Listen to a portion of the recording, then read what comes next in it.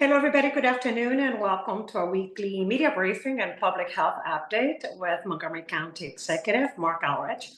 I'm Lorna Virgili, Hispanic Public Information Officer, and joining us today is Dr. James Bridgers, Director of the Department of Health and Human Services, as well as Dr. Nina Ashford, who is the Chief of Public Health Services for HHS. Mr. Sean O'Donnell, Acting Deputy Chief of Public Health Services, and today we have two very special guests. Anita Basalo, who is the director of the Montgomery County Public Libraries, as well as Karen Chris, who is a supervisory therapist, also for HHS under the Child and Adolescent Behavioral Health Services Program. Good afternoon, everyone. Mr. County Executive, good afternoon to you. Good afternoon to everybody. Thanks for joining us. I just want to begin by saying how saddened I was to learn last night about a massive earthquake that hit Taiwan. We know it has taken lives and injured many people. Experts are calling it the strongest to hit the country in 25 years. I remember when I was over there, we did a tour of their emergency center. One of the things that struck me was they kind of showed us all the things that happen there regularly: cyclones, earthquakes, all the usual stuff. And I asked them, how often do one of these major events occur? And they said about 50 times a year. And I was just kind of stunned because, that's a lot of major events to be dealing with in a year. I was in communication last night with a number of people that we'd met over there, and, people seem to by and large be safe. Their buildings in Taipei were not as severely damaged as the buildings closer to the epicenter of the earthquake. So everybody seems to be okay, and most of their operations are more or less normal. You have to remember that I mentioned their emergency response network because it really did impress me. And it was clear that, they had the capacity to really save lives because they had robust communications across everybody who's involved in public safety. And so they were able to act very quickly and in a very coordinated way. And I think that has a lot to do with their management of a crisis like this. This morning in downtown Silver Spring, we talked public safety. And during my administration, I've prioritized listening to the public and using that feedback to help shape our way forward. I've heard from the public, businesses, and residents alike about the level of crime in the community. And we wanted to talk about how we've been responding. It's clear that a lot of people aren't aware of some of the significant programs we've put in place. I was thinking about it before I spoke. If we put a program in place, it's not going on neighbors and being alerted to everybody in the community. But when an incident happens, people get rapidly notified of the incident on social media. And so I think all of us felt we wanted to take the opportunity to point out what we are doing and some of the significant programs we put in place. And we, meaning myself, the council, and the police department, really wanted this opportunity to elaborate on those efforts. Part of what makes people feel less safe is the severity of some of these crimes and how reports of these incidents, real or exaggerated, are spread on social media. And when I went on an MCPD officers ride-along earlier this year, I noticed that many times they don't have time to do the kind of community policing we would prefer to happen in Montgomery County, and it's all driven by staff. We are short-staffed, and it was clear in my ride-along, our officers are basically going from call to call and not able to proactively patrol an area. Today was an update on what we've done and what we're going to have to continue to do to drive down the crime rate across the county. And I want to thank all the law enforcement that serve in Montgomery County for their role in public safety. I also want to thank the businesses that continue working with our police to help keep our community safe. And I want to thank those folks in HHS who help provide emergency responses for people, but that aren't police responses, who take some of the load off the police by responding to people who are having mental health crises with resources more appropriate than sending the police for all the incidents. We're creating the infrastructure we need not only to solve crimes, but to prevent them. And what we are trying to send is a very clear message We are serious about what we're doing between our drones and our cameras and the work we're doing. We're going to do everything we can to make people safe and to make it more difficult for people to do things that are unwanted. And we don't want people to think this is an easy place to come to. We'd like to get a reputation for being a difficult place to come to if you're thinking about committing a crime. I addressed many of our tactics this morning, and we'll have details in my newsletter this week, which gets published every Friday. And it can also be found online at Montgomery County MD, Montgomery COMD at blogspot.com. The other day, I toured the Manna Food Center in Gaithersburg to highlight Food Waste Prevention Week. And Manna helps turn millions of local dollars into food for our community, working with our partners to ensure free food reaches families in need.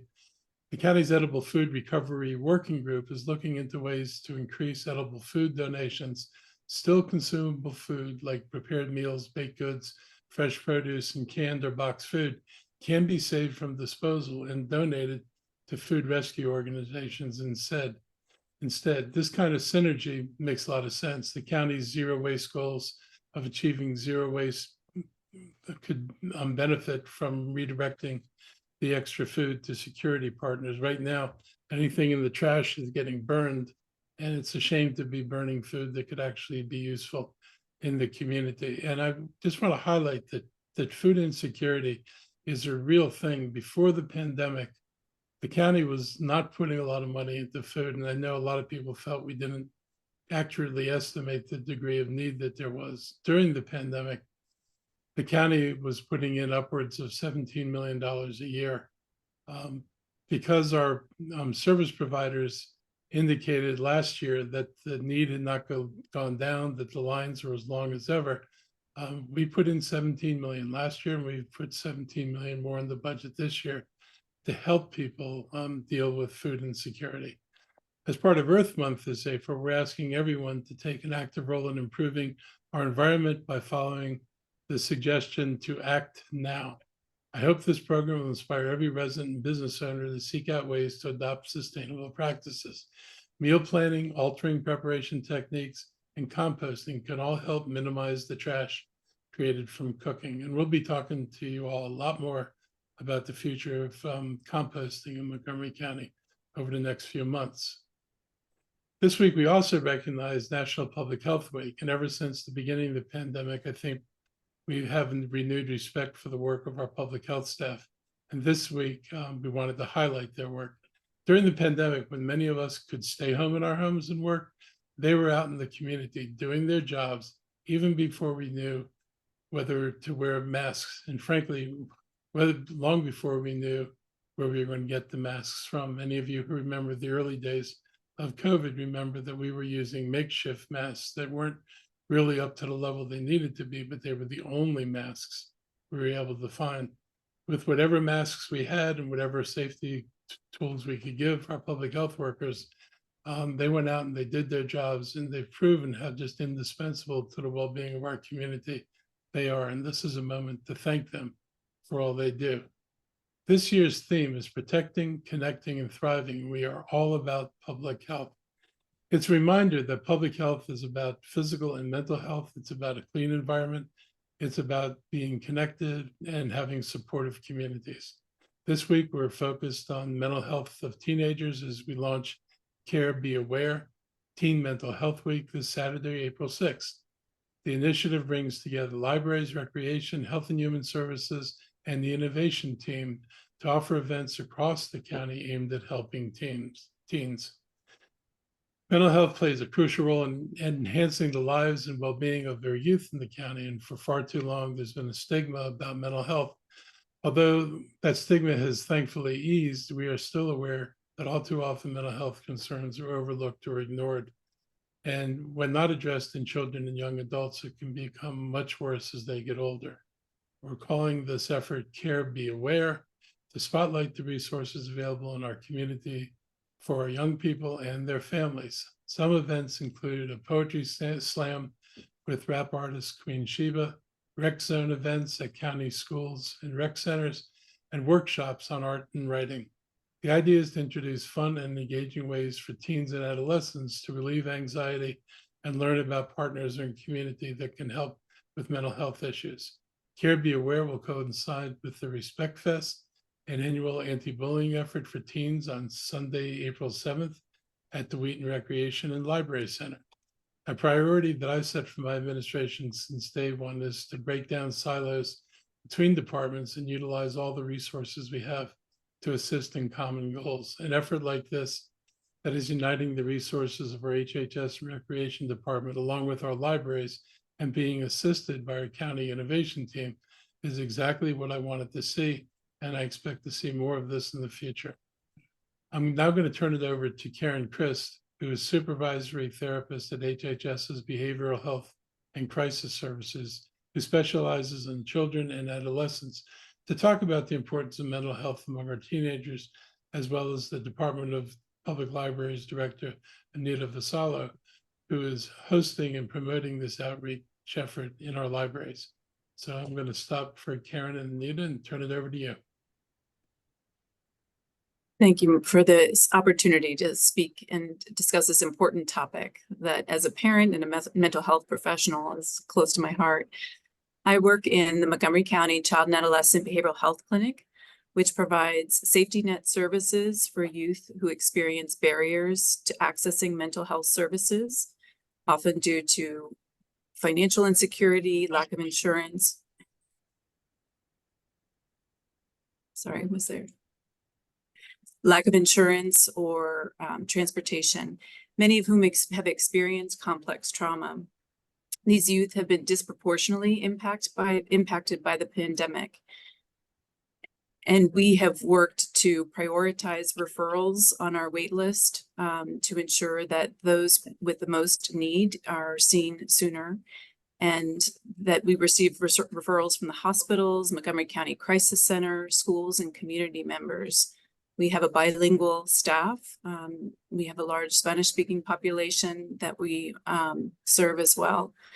As many of you know, the U.S. Surgeon General issued a national state of emergency in child and adolescent mental health in 2021 and reported high numbers of students struggling with persistent feelings of sadness. A large number of the female students reported higher levels also of feelings of sadness and hopelessness, and 25% had made a suicide plan in 2021.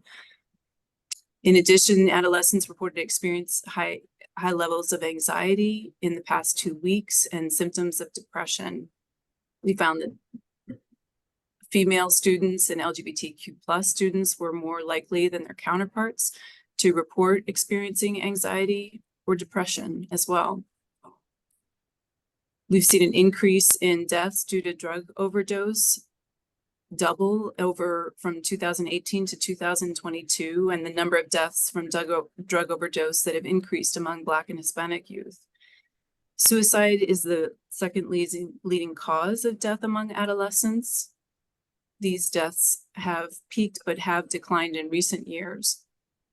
And in addition to reporting adverse experiences like emotional and physical abuse in home, students also reported bullying. About 34% reported bullying and neighborhood violence. We've seen an increase in school absenteeism as well, and self-harm and suicidal ideation in the clinic, which I think is mirrored also to what's happening on the national level. In 2023, the Surgeon General issued an advisory on our epidemic of loneliness and isolation, highlighting the need for individuals and communities to focus on repairing social connection. And so we found that youth experiencing financial and housing instability, emotional and physical abuse, trauma, and loss during the pandemic went from virtual environments behind screens to large, often crowded schools and classrooms. They had to navigate social skills, conflict, and manage high levels of anxiety without having mastered key development skills such as self-regulation.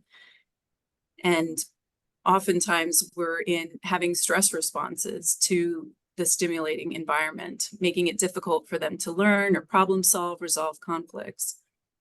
In the clinic, we realized we needed to shift our service delivery from providing mostly individual and family-focused services to finding ways to serve more youth and provide opportunities to help youth bridge those gaps and connect while learning and practicing coping skills in smaller settings, so they'll feel more confident in larger group settings, building that transition towards being in back in feeling more comfortable and confident in the school setting. We began providing groups in the clinic, focusing on coping skills geared towards helping youth manage stress and communicate more effectively with others.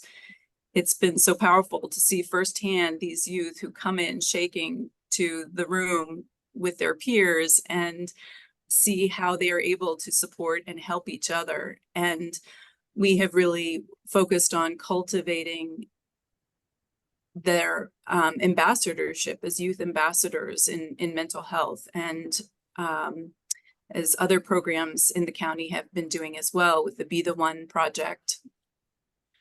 In addition, we collaborated with the school to provide school-based groups and developed partnerships with schools, both in informal and formal situations, to meet the need of the community and continue to help build those bridges.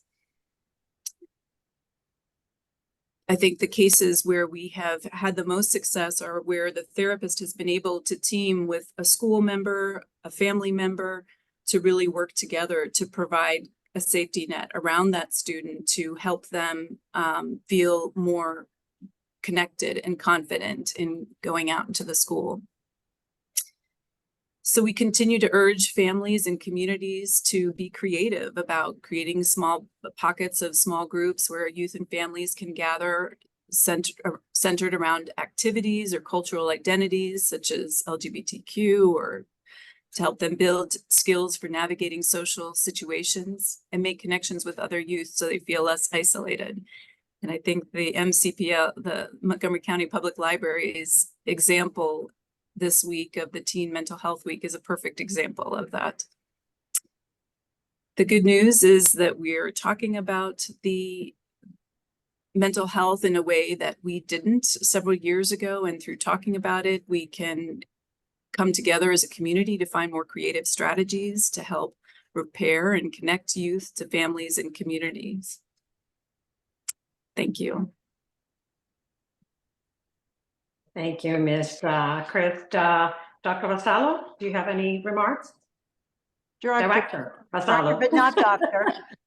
I know, I'll make good company here. So the Care to Be Aware Teen Mental Health Week partnership between MCPL, REC, HHS, the school system, and the innovation team really began to be percolating for us about 9 months ago, last August. So we have worked on this for a long time in order to be able to present a great slate of events for teens and their parents during this week. And I would be remiss if I didn't let you all know that the financial support for this week is coming from the Friends of the Library Montgomery County Incorporated, because there are costs associated with this that they're picking up for us. So the kickoff, of course, which is this Saturday with Queen Sheba, will be a wonderful event taking place at the Wheaton Library and Community Recreation Center. But in addition, there will be a teen mental health resource fair there for parents and teens, where they can find information about mental health resources throughout the county. There will also be a workshop with Queen Sheba, and then an open mic session with a poet, Simply Sherry. Queen Sheba is also going to be visiting Wheaton High School on April 5th to speak to the students there about the importance of mental health and her resilience growing up in foster care and how that led her to her career in the arts. The libraries sees many, many teenagers in our buildings every single day of the week. Some of them need more assistance from us than others. They all know that libraries are a safe and welcoming space. We don't ask anyone to register to be in our buildings. We don't ask you to register for our programs. This is available to all residents of Montgomery County and other interested parties. Some other events that we will be hosting during this week, because it's not just our kickoff, are things like a creative journaling several journaling events, and these are at different libraries throughout the library system. A program called Writing Your Script for a Healthy Relationship, mindfulness for teens, some fun things too. An event called Pause to Play that'll take place at the Davis Library with a variety of just fun things to do. Make a Zine and ID 7 Ways to Stay Calm at the Long Branch Library. Yoga for teens at the Damascus Library.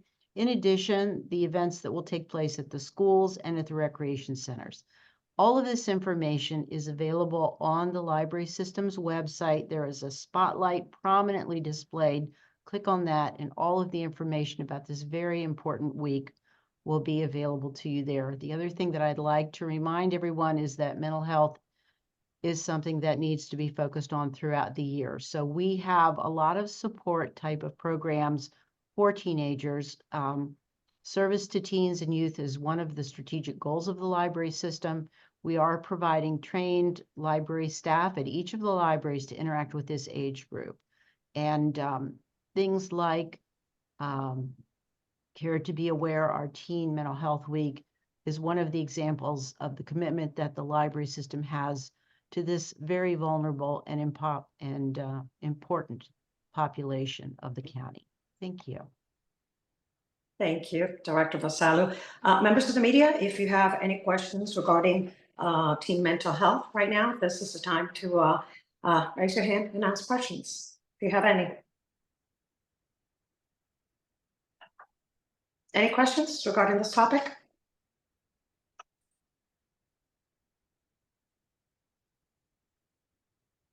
Well, Director Vassallo, Ms. Christ, you could remain on the call or drop off if you need to go. Thank you for joining us this afternoon, Mr. County Executive. Yep. Thank you both for being here. We talk a little bit about our health update this week. As you can see on the graphic that we're going to be posting, we're about to head into peak of tree pollen season. It's interesting to note this pollen season has arrived earlier than usual since we had a warmer winter. Our region just finished its 6th warmest winter to date. Yet another sign we need to act now and combat climate change. And the pollen is here. I'm already noticing it, so I know other people are too. There are simple signs that a person can take to reduce their allergy symptoms. Keep your windows closed when pollen counts are high. Use special HEPA filters in central air conditioning vents that might filter out pollen from the air system. Change your clothes each time after coming inside from the outdoors to limit pollen exposure. Take a bath or shower each night before going to bed to rid the skin and hair of pollen buildup, and wash bedding in hot soapy water at least once per week. Just basic, simple things to do to reduce your exposure to pollen. Despite dealing with pollen, this is also one of my favorite times of year when we start planting gardens and growing our own healthy fruits and vegetables. I love gardening myself. It's one of my favorite hobbies. And not only is it relaxing and interesting, but it produces incredibly tasting food. That means a lot. And I'll say that one of the things I do around my house on Sundays when I'm at full garden season, I specialize in creating a 5 to 7 pepper omelet, depending how many of my peppers are ripe at a given week. And it is rather spicy and rather tasty, and it's a lot of fun to do. And I can augment it with basil and oregano that I pick from my garden. Although not everyone in the county can have access to land to plant the formal garden, I highly encourage use of kitchen and balcony gardens, as well as the use of community gardens. And I'll say again, the bulk of my garden is actually on my front deck. And last year I was able to get in like 10 tomato plants, about a dozen peppers, lettuce, all the herbs I wanted. So you can get a lot out of a small space if you're creative. So before I take questions, I'm going to turn this over to my health team if they want to add anything else, and then we'll be back to the media.